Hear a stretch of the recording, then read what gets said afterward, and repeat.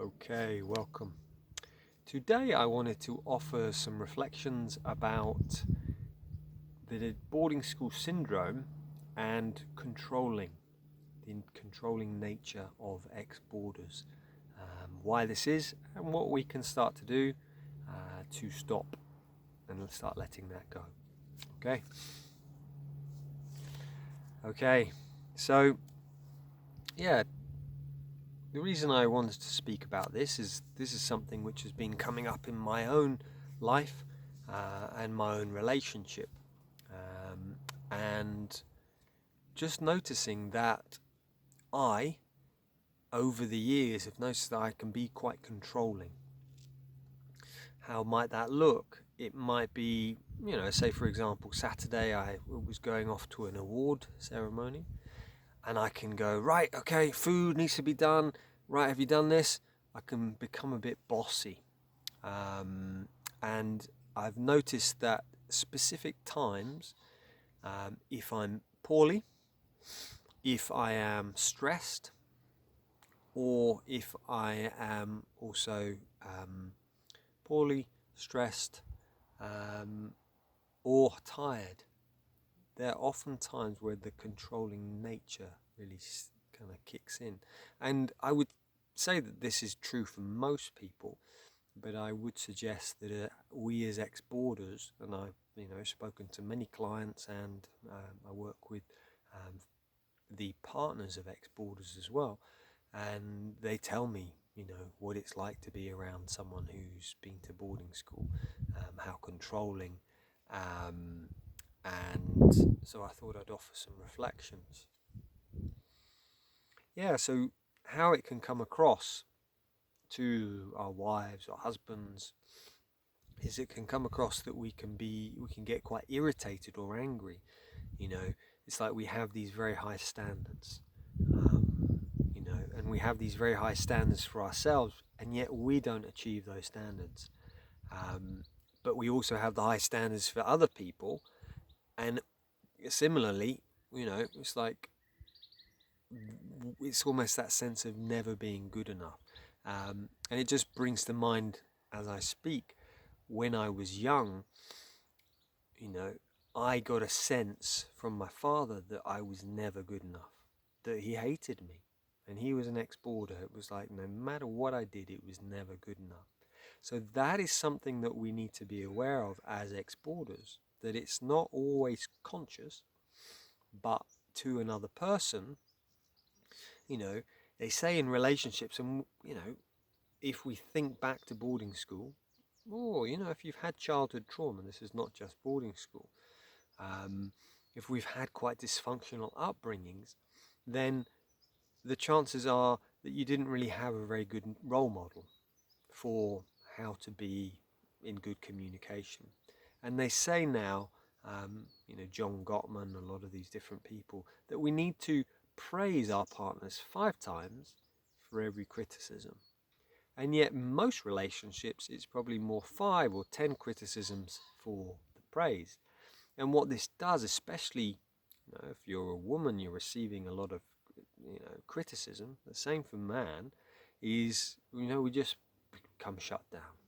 We're not good enough. And I see that is something that I have to continually correct.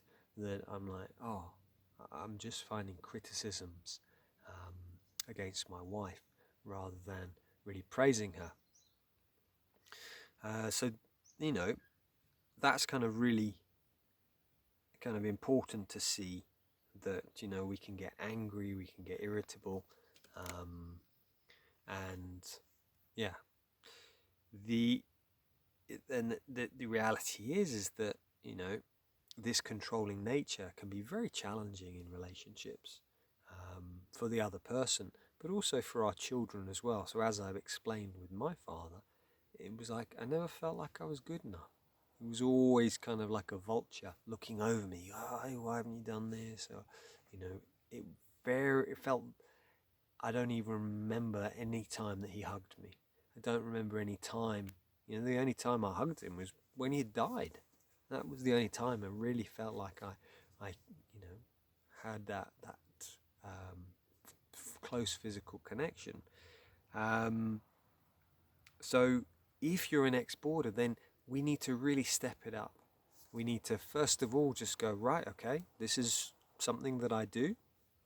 It's like, okay, something that I've not skilled in, therefore I can learn. First thing is gentleness. It's like, okay, yep, I'm being controlling.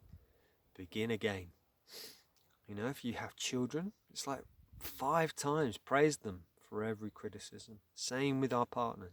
5 times praising for every criticism.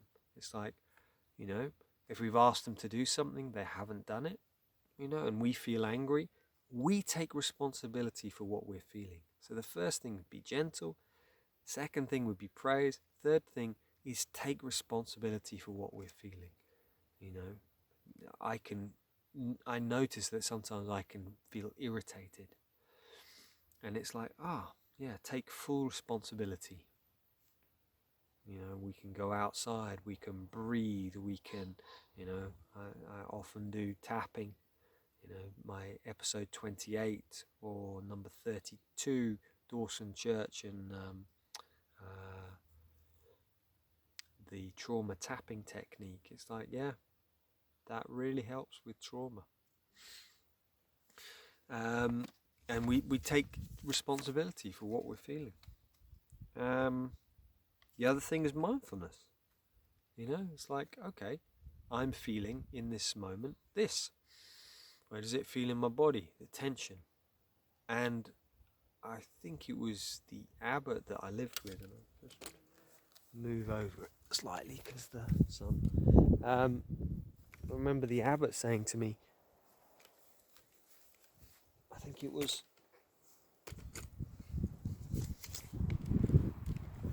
if you can't not say it, don't say it.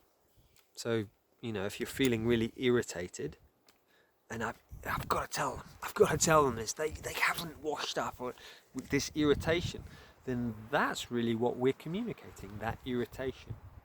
So if you're feeling that irritation, just step back, breathe, and the invitation is not to say anything. Wait till you've calmed down, you're more peaceful, maybe praise 5 times and then go, yesterday when you didn't do this, I felt sad, really helps me when you do it, whatever it is to communicate that. So bringing that mindfulness in.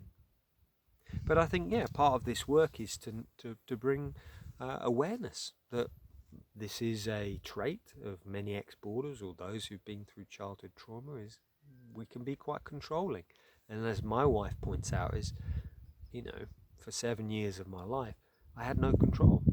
I couldn't do what I wanted to do. I couldn't go where I wanted to go. I had to do everything I was being told, so I had very little control. And obviously, that regimented way that we were taught, we then carry into the outside world. So I think that's one of the ways. And also, because we had no control as a young child, we therefore, also we want to have some control back. So I think those are some reflections. So I think, just bring some mindfulness to it, not beating ourselves up. It's like, this is just a trait. I'm controlling. I still do it. And it's like, okay, I just begin again. Keep working on it. It's like, and then, this is how I grow, by challenging myself. Okay, well, blessings from sunny Yorkshire. It's a coolish day, but beautiful with all the leaves coming out. Had a podcast yesterday with a church leader about abuse in the church and at boarding school, and very refreshing to hear. Carl Chambers.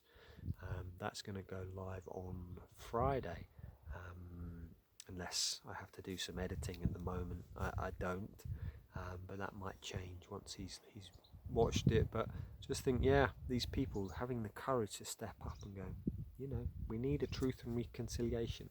That hasn't happened in the UK regarding the church. There's nothing set up for those who've been abused or who've been through challenges. And I think, wow, let's change that. Let's change that. And that's what Carl's doing. So let's support these people. So many blessings. Have a wonderful week. Okay, take care.